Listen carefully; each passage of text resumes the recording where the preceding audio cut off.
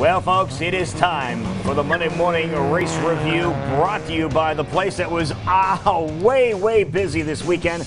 We, of course, are talking about Iowa Speedway, and this morning's race review is going to be just chock full of local things. So let's start off with some local racing that happened around here on Friday night. Yes, it was warm, and the racing was hot, folks, and here's are your winners from Marshalltown Speedway on Friday, June the 15th. Mike Morrell, Sam Wieben wins for the first time this year. Congratulations to him. Joel Rust, Dylan Nelson, Todd Reitzler, and Todd Cooney winning in the late models over at Marshalltown. So basically it was the Todd and Todd show in the stock cars and late models. So great job out of those guys. Let's take a look and see what else was happening on Friday night, because another track that races on Fridays now just so happens to be the Stewart International Speedway. So here's what happened at Stewart as Dean Richards, Matt Webb, Nick Roberts, Brandon Cox, Marcus Fagan, and Chad Rigby all winning at Stewart on Friday night. Now we switch on over to Saturday results. As you know, there's always some great action over at Boone Speedway, and boy, they did not disappoint again. They just really having at it. Nick Roberts wins again, so he loves it when he multiple wins on the weekends too. Jeff Mueller, also Jake McBurney, John Watson, congratulations to him. Brian Zem and Mike Moore winning in the sprint cars over at the Boone Speedway. Now, folks, we always like to keep you up to date as to what's happening in the world of Knoxville Raceway, so let's take a look and show you what happened in the 305 division, the start of the 15-lap main event. Pole sitter Jace Jenkins from Colfax loses the drag race going into turn one outside front row starter Eric Bridger. You know, this guy is on a roll, and he just went up front and then checked out from everyone else. He led every circuit around there for his third win in a row and fifth win of the season. That is career win number 7. Here he is as he climbs on the back of his wing. That is getting to be commonplace for him, so congratulations to him. Now, the start of the 18-lap 360 main event, pole sitter, our buddy Nate Van Haften, hustles to the point at the drop of the green flag, but outside front row starter Mason Daniel from Springville, California, follows in second place. Now, on lap 8, this rookie, Daniel, side by side with Van Haften, takes the top spot from the seasoned veteran, and then he would pull away from the rest of the field after that. But check this out. He celebrates on the back of his car. The first year Daniel has driven a sprint car, his family hired Danny Lasowski to be crew chief. Lasowski has won 116 times here. We estimate that Daniel has raced only about 20 times in a 360 sprint car. His first race was back in November of 17. So again, really great job out of him. Now it's time for the 410s, folks. We take a look and show you what happened here with the big guys here. 20-lap main event. Linton Jeffrey leads the charge into turn 1, but by lap number 2 through to lap number 6, Brian Brown is all over Jeffrey, and on lap 7, Brownie takes the lead here. He's going to slide on by, and then Brian does what he has been doing all year long. He just opens up a huge lead and then just coasts to the victory and motors on through. It's his 5th win of the season and career win number 42 for Brian Brown. Now, think about this. Brown has raced at Knoxville 6 times this year. He has won every single race except for one, and in that race, he finished second. What a slacker. Well, anyway, there are your results from Knoxville Raceway. Always fun to see these guys in action. So if you have a chance to head on over to Knoxville on a Saturday night. Now we turn our attention to the national scene right now, and the ARCA guys were racing, and we take a look and show you the results from the Madison Speedway from the ARCA series. And a 15-year-old kid, Chandler Smith, wins the event. Venerity Motorsports vehicle, no surprise there, but how cool is that? We also highlighted the ages of some of these folks because they are so darn young. The ARCA series, again, the launching pad for a lot of these racers you will see in the NASCAR ranks in short order. Riley Herbst finished in 3rd place in this event, and that's important because he was also racing this weekend at Iowa Speedway. He jumped into an Xfinity Series car. We'll see that coming up in just a little bit, but there are the rest of the results there and all the folks that we have interested in, including Con, who's going to be here in just a couple of weeks. Now, the ARCA Series, like I just mentioned, will be at Iowa Speedway in just a couple of weeks. Take a look here, folks. July the 7th, they're going to be at Iowa Speedway, one of their favorite tracks. It's like every division's favorite track is Iowa Speedway, it seems. But when the race is over, the dude you see standing there on the left, that is Ted Nugent. He will be performing on the stage behind the grandstands, just like Survivor performed last weekend. So there you have it. Well, folks, all eyes were on Iowa Speedway on Saturday because the Camping World Truck Series was here, the M&M's 200, presented by Casey's General Store. And man, did we have a great race. Chris Hansen from right here at CW Iowa 23 was there. He captured all these images here, and nice crowd was on hand. You have to realize that we are talking in the mid-90s in the grandstands right now. We talked to several drivers before the race started, and their estimates of what the temperatures would be inside these cars. Now, remember, these trucks punch a little bigger hole in the air than the cars do, and they estimated that somewhere in the 130-degree range inside these vehicles as they're tooling around Iowa Speedway. But the one thing that did come into play, the shade. You see a little bit of shade there that is coming into play. And it was also cool to see Brett Moffitt doing very well. About 60 laps or so in the race remaining. Brett Moffitt was the benefactor of a big tie-up and big melee in turns 1 and 2. Took the lead and never gave it up. Almost gave it up on the last corner of the last lap.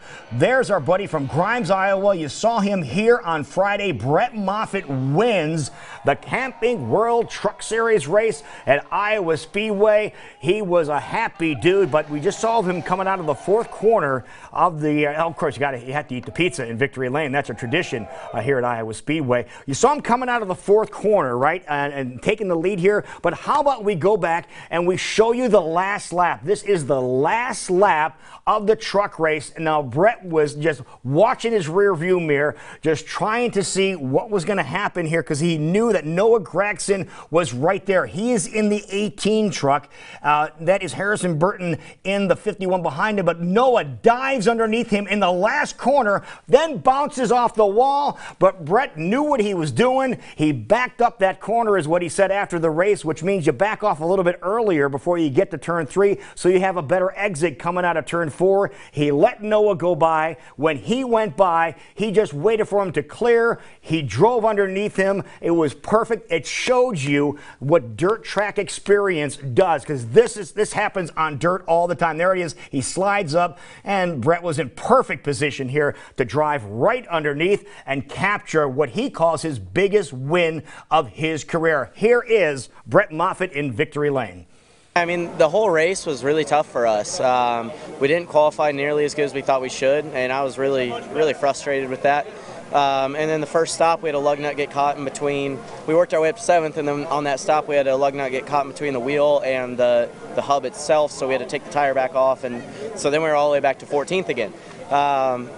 So at the end, we finally executed the way we needed to, and we got up front, and we were able to hold them off, which it was 40 laps of a lot of pressure. So it was a great way to end the race, and I just can't thank everyone enough for coming out here and everyone that supported this program this week. And this is being Father's Day weekend. My dad's always been my rock, and whether it was racing or life in general, he's always been there for me and kept me going. So this is really special. Yeah, it was an awesome win for Brett Moffitt. Noah Gragson did finish in second place. And Noah Gragson was really funny when he was talking about the race afterwards. In the post-race interview, he said that obviously Iowa Speedway is one of his favorite places to go to, period. And he also said that, he wishes that they would race at Iowa Speedway 2, 3, maybe 5 times a year is what he said exactly. So got a big chuckle out of that. So it was a lot of fun watching those, and even more fun watching the result when you realize that an Iowan is the guy who ends up taking home that really cool trophy that is right there. And it was really special seeing all the people that were there in support. Now there he is in the media center. He just walked into the media center after Victory Lane, and that is he's talking to Sirius XM Radio's Mojo Nixon right there. So he, again, just all kinds of attention, and rightfully so. There he is with Scott Zipadelli, his crew chief, in the media center after the race was over. And it was really important because this was Father's Day. And there's Dick. That's Brett's father, just glowing, absolutely beaming. So there you have it, folks. All right, how about taking a peek at the results here real quick? There are the results from the truck race. And most importantly, Brett Moffitt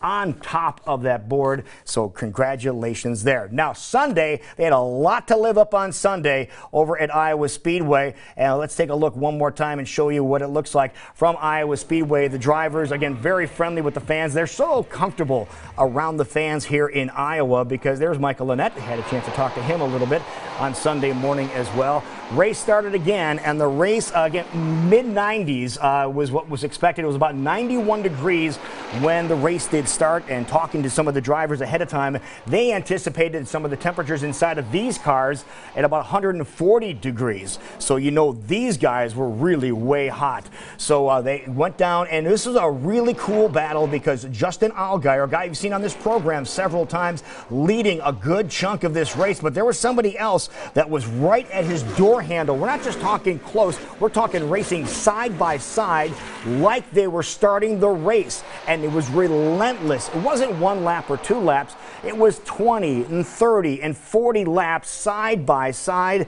Christopher Bell was the guy who was doing that, the guy you've seen at Knoxville many times, but when it all came down to it, when the checkered flag flew, Justin Allgaier, Little Gator, pulled it off here in Iowa. He has never won a race at Iowa Speedway. This is what he wanted to do. He's from Illinois. He considers this track, like many do, his favorite track, and he finally brought home that really cool trophy. I was amazed that he was able to hoist it over his head with all the sweating that he was doing. But again, a great job out of him. We do have some images here of Justin and the gang that were there. But again, want to hear what Justin had to say post-race in the victory lane. Here's Justin Allgaier.